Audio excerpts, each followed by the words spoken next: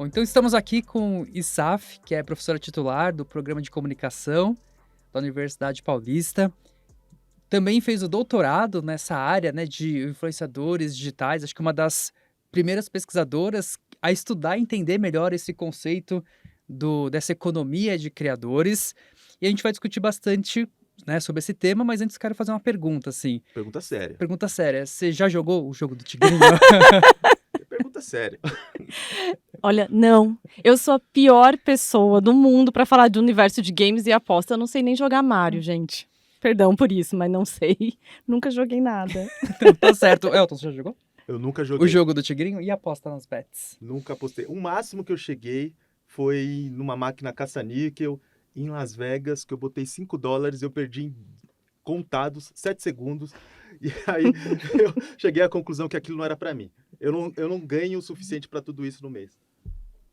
Mas a gente está falando de um novo tipo de trabalhador digital que tem tomado cada vez mais os nossos feeds, as nossas timelines e a nossa vida digital. Mas essa galera tá pulando da vida digital para outro tipo de noticiário, muito aquele envolvido em crime, em coisas assim. E isso nos faz pensar, o que está acontecendo? Qual que é o pano de fundo desse movimento que está acontecendo? A gente está diante de uma crise do marketing de influência e por isso esses trabalhadores, porque não deixam de ser trabalhadores também, têm que recorrer a outro tipo de meio para sobreviver? Eu acho que o principal ponto é a baixa barreira de entrada para se tornar um influenciador digital. Isso quer dizer que para você ser influenciador, você precisa ter um login numa rede social, de preferência no Instagram.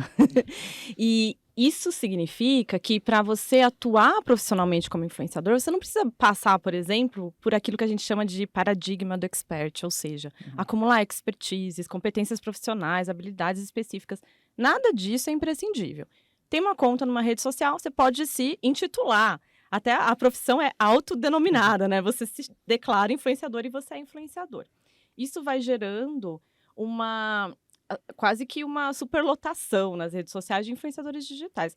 Tanto é que os números relacionados a influenciadores são inflacionados, né? Tem pesquisas que vão falar de 10 milhões de influenciadores no Brasil. 10 milhões? Tem mais influenciadores do que médicos, do que advogados. Fazendo uma conta de padeiro aqui, 10 milhões é 5% da população brasileira. É uma loucura, Elton, na verdade. Assim, eu confio pouquíssimo nesse dado, porque é um dado que coloca todo mundo junto ali como influenciador. Ah, tem mais de 1.000 seguidores, é influenciador. Não sei. Nas pesquisas a gente tenta categorizar melhor esse influenciador. Mas essa avalanche de gente produzindo conteúdo vai gerando no mercado uma peneira, um filtro. Então, a gente tem um modelo de negócio muito específico dos influenciadores, que é o trabalho com marcas, mas a gente não tem marca para todo mundo. A gente não tem marcas legais para todo mundo. Então, a gente vai olhando as tentativas, as táticas dos influenciadores que vão se desdobrando em coisas que a gente não esperava, né? Então, desde anúncio de sites de apostas até as publicidades mais enganosas possíveis, de marcas que não existem, enfim, empresas que não entregam produtos. Daí tem de tudo um pouco. Até enganar mesmo seguidores. Então, acho que tem a ver com esse momento do mercado mesmo, né? De muita gente atuando como influenciador. E por que muita gente atuando como influenciador? Porque existe uma promessa de que ser influenciador é a coisa mais fácil do mundo, e é a carreira dos sonhos, é a carreira... Retorno rápido. O retorno é rápido. Produziu conteúdo uma semana, na próxima você já vai viajar, vai receber coisa em casa, presente de marca, etc, etc. Então, a gente tem muita gente atuando nesse mercado. É o poder dos recebidos. É o poder dos recebidos, essa ideia, essa ilusão, né? E, assim, acho que pra gente entender melhor, já que essa questão do influenciador é uma coisa muito fácil de entrar, e a gente tem uma grande oferta de influenciadores, mas existem diferentes tipos, né? Tem os grandes influenciadores, tem os nano-influenciadores. Como que você encara essa divisão, assim? Como que a gente pode entender esses movimentos ou essas classificações, assim? Essa ideia que você trouxe, Diogo, assim, de nano-influenciador, mega-influenciador, se usa muito no marketing de influência. Então, é uma tentativa, por exemplo, das agências e das marcas de entenderem com quem é que eles estão trabalhando. Pensando em outra perspectiva, então, na minha pesquisa, eu pesquiso influenciadores desde 2014, quando vocês comentaram do meu doutorado. Foi um doutorado que eu fiz na USP, na Universidade de São Paulo, e lá atrás era uma grande confusão, porque a ideia de influenciador nem existia muito bem. A gente falava de blogueiro, de youtuber, enfim. Agora, o que é importante entender hoje para se pensar influenciador? Primeiro, a palavra influenciador, a gente já usa tão corriqueiramente, assim, no nosso dia a dia, que a gente esquece que influenciador não é só a pessoa que está na internet fazendo publi. Influenciador é um conceito mais antigo que, né, enfim, um professor do ensino médio é um grande influenciador, se a gente for pensar num contexto específico. Agora, para pensar influenciador, acho que o melhor jeito é olhar para o modelo de negócio e como é que ele faz dinheiro e se aquilo é a atuação profissional dele. Então, nas minhas pesquisas, quem é que entra na minha amostra, por exemplo? Aquela pessoa que vive a partir do que ele faz nas redes sociais, a partir da produção de conteúdo. Se o dinheiro que ele ganha vem do que ele chama de influência ou produção de conteúdo, eu entendo como influenciador digital. Que não vai ter a ver necessariamente com ter mais ou menos seguidores, ser mega ou nano influenciador. Mas essa definição é importante. Então, nano influenciador, alguém que tem menos de, 100 mil seguidores, um mega influenciador, 1 milhão. E aí, cada agência vai definir o que é mais ou menos importante nessa categoria. Mas, para as pesquisas, geralmente a gente entende que é alguém que vive profissionalmente da produção de conteúdo. Que não é o que sempre acontece. Às vezes a pessoa se diz influenciador, mas já fez publi, já ganhou alguma coisa? Não. Então tá ali no ou outro muito lugar. restrito, ou já ganhou, um recebido, ganhei 2 livros, sabe? Exato, de um amigo que é escritor. Então acho que ter esse parâmetro ajuda, e não só ajuda nas pesquisas, mas ajuda também para quem segue pessoas na internet. Porque quando você segue alguém e essa pessoa claramente vive dos seguidores, do que ela produz ali, esse é um bom alerta para a gente ficar atento que se essa pessoa atua profissionalmente como influenciadora, a gente também deve cobrar ética e responsabilidade, já que ela está trabalhando, né? Então, acho que isso é bom tanto para quem faz pesquisa de um lado, para ter algum parâmetro, nem todo mundo que tem 10 mil seguidores é um influenciador, e do outro lado, para quem acompanha influenciadores, para saber exatamente que ninguém está ali brincando, que está, sim, de forma estratégica, tentando ou usufruir da audiência, ou, enfim, estabelecer relações com marcas. Pensando nesse posicionamento estratégico que os influenciadores, aqueles realmente profissionais do ramo, e aproveitando da experiência que você tem, porque você chegou aqui quando era tudo mato, né? Mais ou menos. As blogueiras. As blogueiras. Antes de fazer minha pergunta, qual foi o primeiro influenciador que você viu surgir? Aquele que era o influenciador raiz, sabe? É difícil pensar nisso no Brasil, porque, por exemplo, as primeiras blogueiras, em 2003 a gente já tinha blog de moda no Brasil. Mas funcionava do jeito como é hoje? Eram uns blogs, assim, que era uma mistura de diário com veja o meu look, deixa eu te mostrar como eu fiz minha maquiagem. Tinha uma blogueira bem famosa, eu não lembro o nome agora. Lala Hood? A Lala Hood, que ela ainda produz conteúdo. A própria Júlia Petit, que foi uma das primeiras blogueiras do Brasil. Mas tem tanta gente que hoje não são mais influenciadoras digitais, estão fazendo outra coisa da vida. E eu acho que fica no nosso imaginário outros nomes. PC Siqueira, Felipe Neto, né? Acho que esses nomes aparecem mais. O nicho da beleza estava ali meio fechadinho, mas em 2003 já tinha blog de moda. E esses nomes, né, que você citou agora, eles vêm de uma outra mídia, ou de uma outra modalidade que é o YouTube, né? Exatamente. Os blogs, no Brasil, eles nascem como uma réplica do que a gente tinha fora, nos Estados Unidos especialmente. Mas nos Estados Unidos, os blogs de moda eram os fóruns. As meninas postavam as roupas delas e perguntavam como eu estou. E as pessoas respondiam. Então, elas levaram do fórum para o blog. Então, é uma coisa muito louca a gente olhar para isso. Mas as características são as mesmas, né? Alguém ia ali compartilhar algo da vida com um monte de gente desconhecida. Mas pensando num influenciador que faz disso um meio de vida, o que ele vende? É carisma? É a vida dele? É o estilo de vida? O que é o produto que esse cara passa adiante? Ah, essa pergunta. Porque tem de tudo, né, Elton? Então, assim, quando eu fiz a minha pesquisa, uma coisa que eu concentrei muito... Vou até falar um pouco, assim, por que eu fiz minha pesquisa de doutorado. Bora. Curioso. Tinha uma razão que, assim... Você queria ser influenciadora. Eu queria... Vou descobrir qual que é o mapa... da riqueza. Exatamente.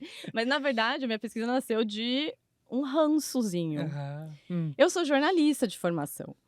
E aconteceu um fenômeno no Brasil que era as blogueiras de moda estavam se sentando nas primeiras fileiras dos desfiles na São Paulo Fashion Week. No lugar dos jornalistas de moda. Especializados. Que estudaram aquilo. Exatamente. E a primeira fileira do São Paulo Fashion Week é concorrida, assim, exageradamente concorrida. E eu comecei a olhar para aquilo e pensar, mas por que é que essas meninas estão sentadas nessas fileiras tão nobres, né? E aí eu fui tentar entender por quê. Por que que elas estão ali? Por que que elas estão ocupando o lugar das jornalistas especializadas? A minha hipótese lá atrás é que elas iam ocupar o lugar dos jornalistas, até eu perceber que ali tinha uma outra profissão, um outro perfil profissional na comunicação. E hoje parece meio bobo dizer, mas lá atrás era uma grande... Os jornalistas estavam preocupadíssimos. Quem são essas meninas? São relações públicas, publicitárias, jornalistas? Quem são elas? O que elas estão fazendo aqui? E foi isso que eu fui tentar entender.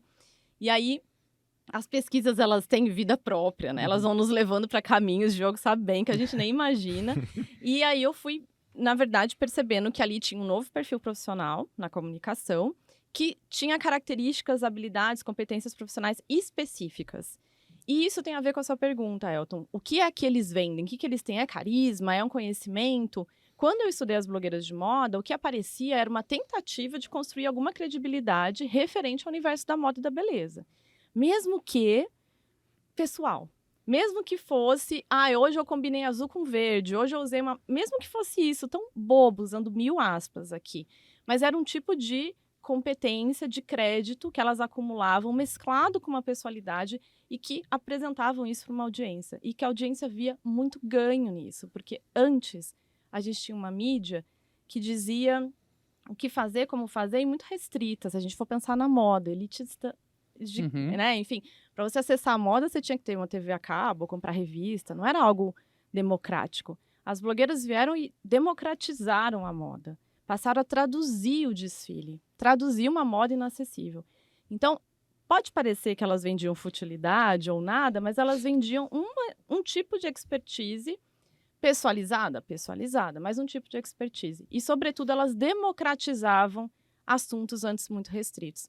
No fim das contas, elas eram formadoras de opinião, né? O clássico formador de opinião, líder de opinião, nesse assunto. Hoje a gente vê muitas outras formas. Então, vai ter a pessoa que está ali nas redes e constrói credibilidade a partir de uma competência, uma expertise. E tem gente que constrói credibilidade a partir de autenticidade, carisma. Mas está sempre construindo a partir de uma lógica de ser visto como alguém com crédito para dizer o que diz, né? Então, é um pouco nesse sentido. Não tem muito receita, né? Mas tá por aí. E agora pegando, assim, isso que você falou, que é um fenômeno mesmo, que, por um lado, os influenciadores, eles meio que horizontalizaram, né, a discussão, então, democratizaram, vamos colocar assim. Por outro lado, esse fenômeno, né, dessa democratização, está conectado um pouco com o seu ranço inicial, que é por que essas pessoas estão aqui, ocupando um lugar de destaque onde estavam pessoas especializadas, né? E aí tem uma questão hoje que se discute, acho que também desse novo processo de comunicação, que é o que você falou, né? Sobre os experts, os especialistas que passaram por um processo de formação. Então, não estou falando só do ponto de vista do conteúdo, mas acho que de um olhar até mais ético sobre o que está acontecendo. E aí, né, acho que a gente se pergunta, principalmente conectado com a pergunta que eu te fiz, né, do jogo do tigrinho, e a questão da responsabilidade hoje? Porque um jornalista, ele tem uma responsabilidade muito maior do que os influenciadores, me parece, né? Então, como que fica essa questão? Como você enxerga essa questão da responsabilidade, né? E a gente vê cada fenômeno muito esquisito acontecendo, desde essas grandes pirâmides, que o Elton vira e mexe cai, né? Nos golpes online ali. Toda semana eu peço dinheiro Ele emprestado pro ele Diego. comprou o ar-condicionado com o Nego Di. Gente. Eu tô esperando sair a Ele rifa do comprou, Porsche. você não comprou o Porsche lá? Pô, 20, 90 centavos? Que não vai 90 entrar? centavos, ele comprou a rifa do Nego Di. Todas as categorias de pirâmide, Elton Todas. está. Não, o Elton tá em todas. Eu fiz o bingo da categoria de pirâmide. Então, assim, a gente tem influenciadores fazendo rifa de Porsche por 90 centavos, que o Elton comprou 2 pra ter mais chance de ganhar. Se eu ganhar o Porsche, você não vai andar nele não, viu? Não, tudo bem. Eu vou tô com pedir ranço já desse Esse clima. desse nosso relacionamento. julgamento. Mas acho que é isso, né, que a gente tem que debater. Acho que como sociedade, tá, e aí? Tem um monte de influenciador aplicando golpe ou falando besteira, falando da cabeça dele. Acho que na pandemia a gente passou por isso. Como é que fica essa questão da responsabilidade, né? A gente tem que cobrar uma responsabilidade maior dos influenciadores.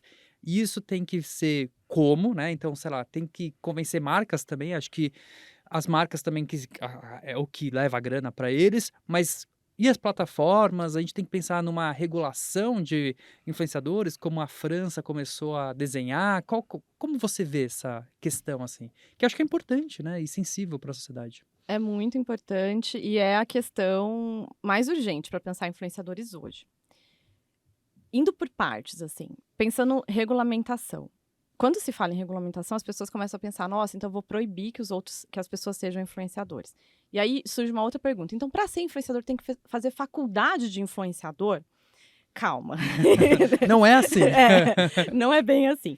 Eu acho que a gente tem esse cenário porque a gente vive o que muitos autores vão chamar de cultura da participação, Uhum. que é esse fenômeno de portas abertas na mídia, que também hoje parece uma bobeira, mas comentar uma notícia lá atrás era algo impossível de ser feito. Você tinha que mandar uma carta para Xuxa para ela poder ler a sua mensagem. Agora você comenta e fala que a Xuxa tá linda. Então, assim, parece uma bobagem, mas foi uma revolução importante. E a cultura da participação é o que permite que os influenciadores apareçam todos os dias nas redes sociais. Isso não tem o que fazer, assim, não tem passo para trás, não tem uma possibilidade de dizer acabou a cultura da participação, agora para você poder falar, você tem que passar por isso, aquilo e aquilo. Essa é a lógica da mídia tradicional.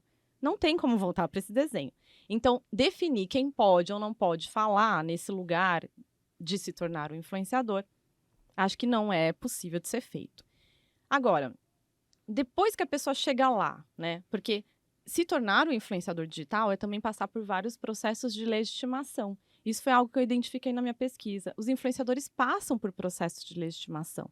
Um jornalista, por exemplo, tem nele já uma carteira de legitimação, que é, por exemplo, trabalhar num veículo, ter feito uma faculdade de jornalismo, algo que já traz com ele crédito e o torna um sujeito que foi legitimado, que recebe um carimbo. Uhum. Esse aqui pode falar.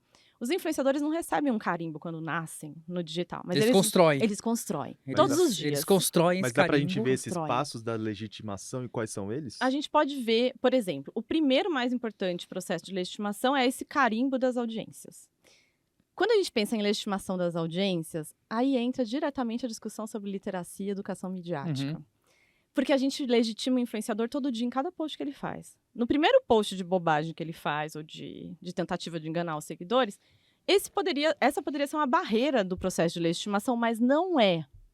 A gente diz coisas como, mas aposta quem quer. O influenciador só está falando do jogo Uhum. porque esse é um importante momento do processo de legitimação. Momento 1, que é o momento, se a gente fosse traduzir isso para o dicionário das plataformas, é ganhar muito seguidor.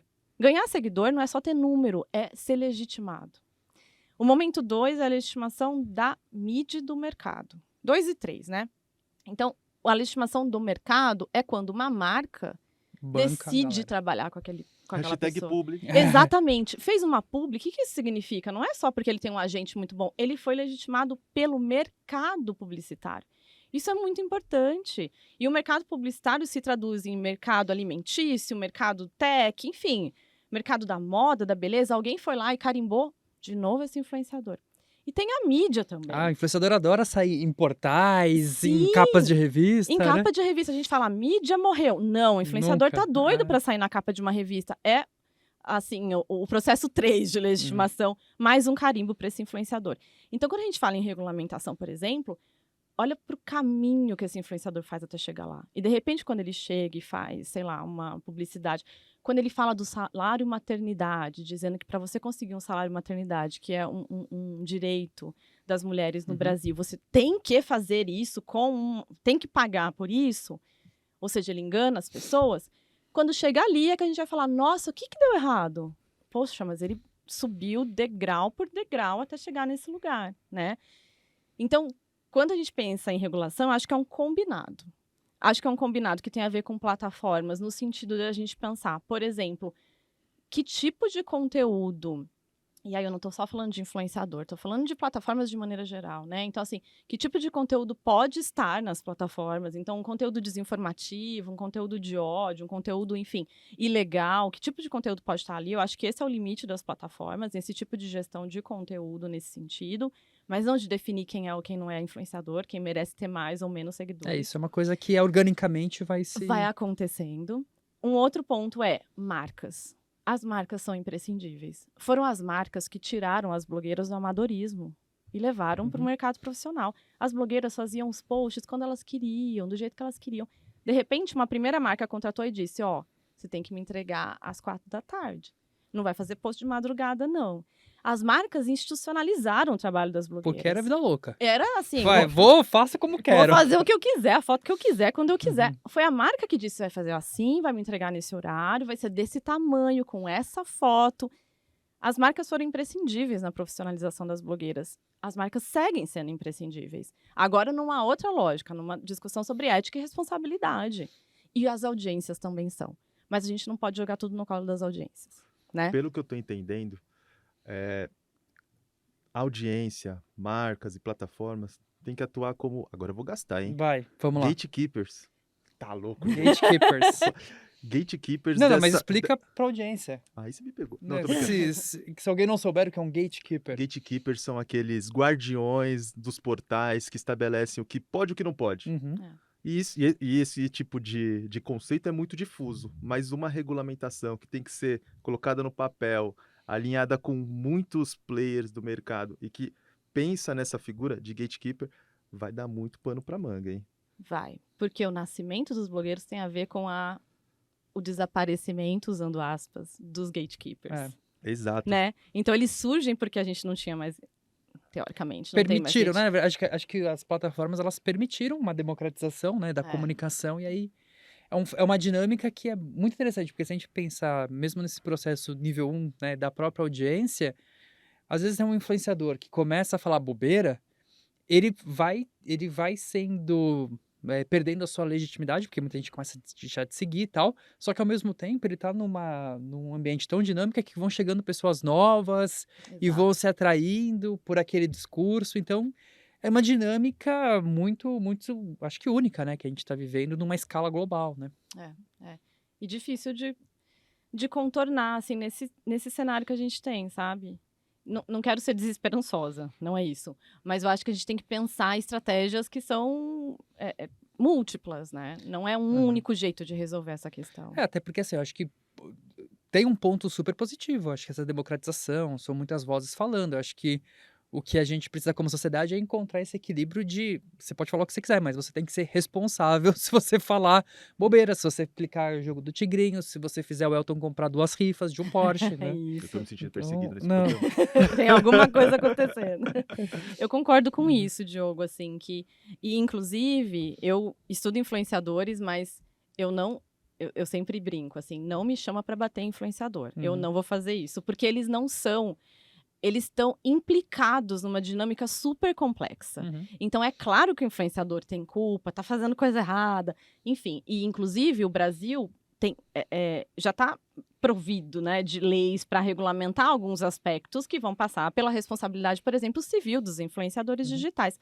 Mas tem muito mais coisa em jogo também.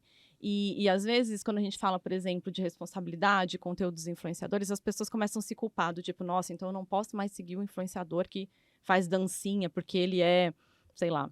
A gente pode seguir, assim, uma infinidade de conteúdos. Mas acho que também tem um equilíbrio nesse tipo de conteúdo, né? Então, você pode ir lá seguir o influenciador da dancinha, mas aí você pode abrir um portal de notícias em algum momento do dia. E isso tem a ver com a educação Uhum. midiática, por exemplo, né? Que está nesse lugar da audiência. Então, se um influenciador que você segue fala de moda, de repente quer falar do conflito Ucrânia e Rússia, você vai olhar e vai falar, não, peraí, tem alguma Como coisa... acontece muito, Como né? acontece muito. Tenho exemplos aqui, mas não Tem. preciso dizer. Não, é esse do conflito. Teve uma grande influenciadora que começou a falar sobre. Eu fiquei, eita, o Exato. que tá acontecendo? Com thread no Twitter e Uhum. tudo. Então, assim, influenciadores de lifestyle, beleza. Tá tudo certo ser influenciador de beleza, moda e lifestyle. Tá tudo bem.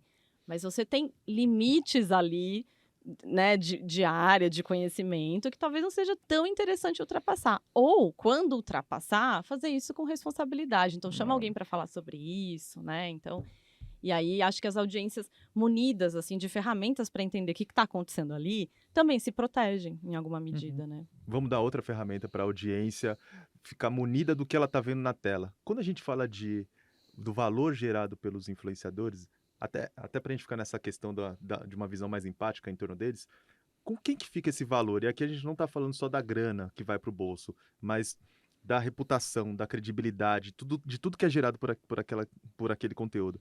Esse valor gerado pelo trabalho dos influenciadores vai para os influenciadores, vai para as plataformas, vai para as marcas? De que modo isso é repartido entre eles? E essa divisão é econômica? Eu acho que não. Como o dinheiro circula na creator economy? Ah, Ó, rapaz, vai ter só que colocar, você? vai ter que colocar legenda, É. né? Vamos, Creator glossário economy. do Rapaz. episódio. Eu venho de uma área que se chama estudos de plataformas. É uma área mais recente. Quando eu comecei a estudar influenciadores, não se falava em estudos de plataforma.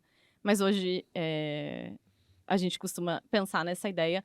E o que é estudo de plataforma? É pensar como é que a lógica das plataformas vão penetrando em dinâmicas da vida, né? E aí, acho que não é preciso fazer muito exercício para pensar em exemplos que têm a ver com isso. A gente pode pensar, por exemplo, como é que uma pessoa que se forma hoje em medicina ou em psicologia já se forma pensando, nossa, eu tenho que ter uma conta numa rede social para poder... Você não tem uma vitrine, né? Exato. Isso é a lógica de plataformização. As plataformas penetrando em espaços da vida que a gente não imaginava que elas estariam em outro contexto. Estou falando de tudo isso porque nos estudos de plataforma a gente entende que os influenciadores são imprescindíveis para as plataformas. Porque pensa bem, se os influenciadores param de produzir conteúdo, sobra muito pouco para a gente consumir. A gente, né? Usuário final. Claro, vai ter a foto da viagem do amigo, mas assim, conteúdo. Que era o que as plataformas foram criadas, né? Uhum. Exatamente. Para ver as fotos dos meus amigos e não isso para não tem receber mais. conteúdo aleatório aí, né? Isso não tem mais. Isso é sinônimo de flop, né? Então, se os influenciadores saem das plataformas, não tem mais conteúdo. Então, para as plataformas, a presença dos influenciadores é importante, assim. E não é à toa que as plataformas têm, inclusive, programas de incentivo aos influenciadores. Não só financeiro, mas até programas educacionais. Então, o YouTube tem uma academia para youtubers, para que você possa fazer cursos e melhorar, enfim. Também não é à toa que as plataformas têm um discurso de que... Acho que no TikTok isso fica muito evidente. O TikTok tem um discurso de que algum dia você pode viralizar. É uma promessa, né? É uma promessa. Um dia você vai viralizar. Segue fazendo conteúdo que um dia você vai viralizar. E aí o que acontece? A pessoa fica produzindo. Uma exaustão. A exaustão, sem ganhar um centavo, porque vai que nesse dia que ela decidiu não produzir, vai que esse seria, né, o dia em que dia ela ia dela. viralizar. E aí o burnout chega. O burnout chega, mas o trabalho totalmente gratuito e num ritmo maluco de produção e gratuito. Tem muita gente que se diz influenciadora, ainda não ganhou nada porque tá ali todos os dias nessa esperança. Tentando. Que esse é o discurso das plataformas, é o que as plataformas dizem para que as pessoas sigam produzindo. Isso é importante, senão não tem plataforma, não tem nada do que a gente está acostumado a ver. Então, muito do que eles fazem, claro, beneficia as plataformas. Do outro lado, beneficia marcas também. Por quê? Porque nós somos, né, os sujeitos inquietos que ficam lá no 4321 no YouTube para poder pular anúncio. Se você tem um influenciador que traz conteúdo publicitário no meio do conteúdo dele, eu não pulo anúncio. Para as marcas isso é muito bom. Porque eu tô ali assistindo o meu influenciador favorito tomando café da manhã, aí por acaso aparece um suplemento na mesa dele, e por acaso é de uma marca que por acaso pagou dinheiro. Então, bom para a marca também. E para o influenciador, tudo que ele vai fazendo é acúmulo de capital reputacional, né, construção dessa lógica de legitimação. Então, muita gente ganha.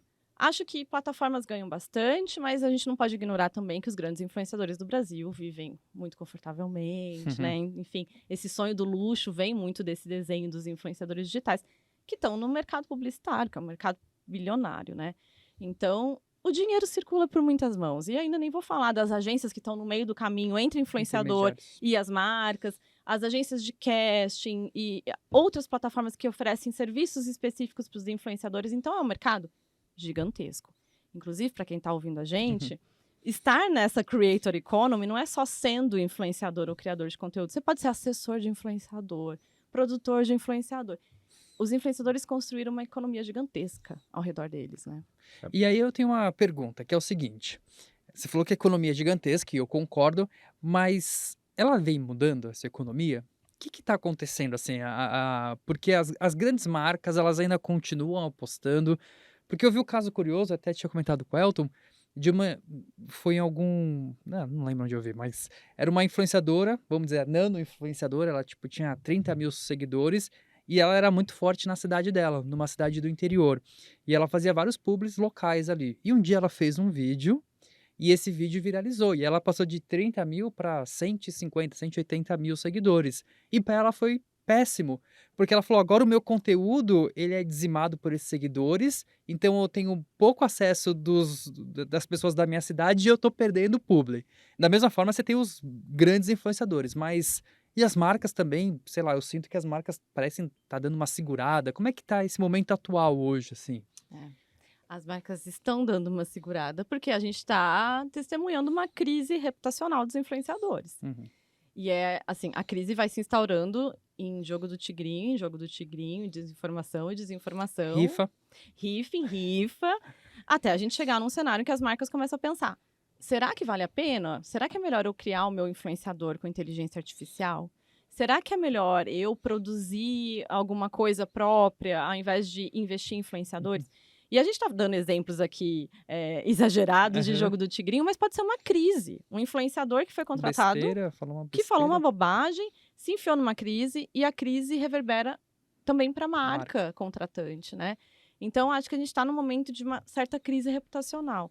E aí, essa crise reputacional é 100% aquela conversa que a gente estava tendo sobre responsabilidade ética, né? E a gente resolve isso reconhecendo que que os influenciadores são trabalhadores profissionais, que a gente está falando de uma atuação profissional. E a gente exige sempre ética de quem a gente, né, se a gente contrata um prestador de serviço, a gente espera que ele seja responsável, ético. Nossos colegas de trabalho é a mesma coisa. Por que é que a gente não exige isso dos influenciadores, né? Tanto marcas quanto audiências, quanto, enfim, todo mundo que pode exigir.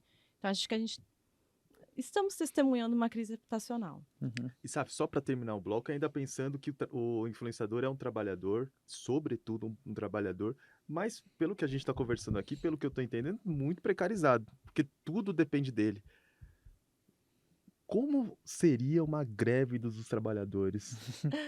Dos influenciadores? Desses trabalhadores. Sabe digitais. Que teve uma greve dos streamers na Twitch? Foi um dia que os streamers não vamos fazer Não isso. vamos fazer live nesse dia. E aí, não queria entrar em tantas polêmicas assim. Não, a gente gosta.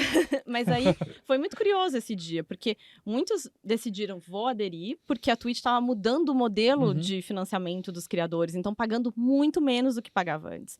Muitos falaram, não vou participar dessa greve, porque se eu não produzir live hoje, não vou ganhar hoje.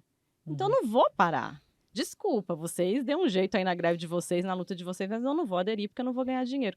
Então, ó, de novo o discurso, né? Essa promessa de que, ó, se mantém ali produzindo que você vai ganhar. E a gente tem um espectro de precarização.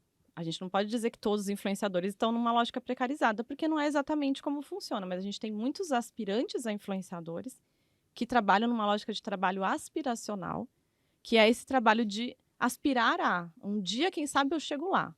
Agora, esse dia, quando é que chega e onde é o lá, não sabemos. E é muito louco como antigamente a gente perguntava assim, né, para crianças, né, o que você quer ser quando você crescer? Era astronauta, bombeiro, médico. Hoje eu quero ser youtuber, influencer. É tipo isso, né? Exatamente. Aproveitando que você falou do futuro e do futuro do Dieguinho, o futuro filho do Diogo, eu já dei nome, viu? Dieguinho? Dieguinho. Vai ser Dieguinho. Pode ser assim, se chamarem Diogo, Diego já... Tá ótimo, né? Vambora.